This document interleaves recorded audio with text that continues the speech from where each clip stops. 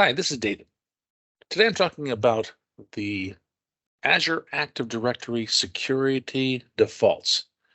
These are a set of defaults that allow you to very quickly put in some basic security into your Azure Active Directory.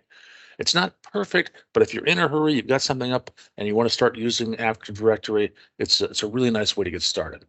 Now, when we do this is we go to the Azure portal, log in as an administrator, and then I'm going to search for Azure Active Directory, which is right there.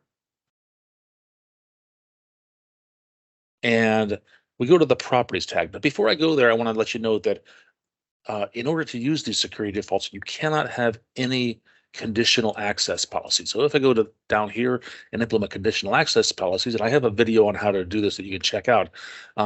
But if you have any of these policies, in fact, you'll have to disable them because they are not consistent with the Active Directory or security defaults.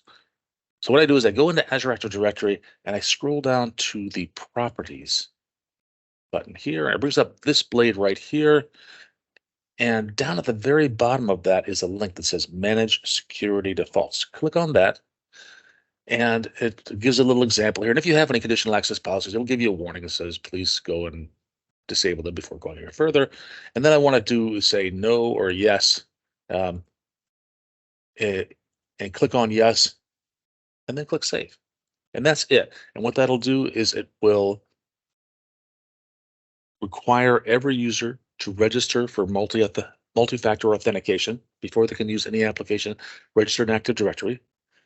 It'll block older protocols. So somebody tries to access using SMTP or POP3 or certain proprietary protocols, it just will not allow those.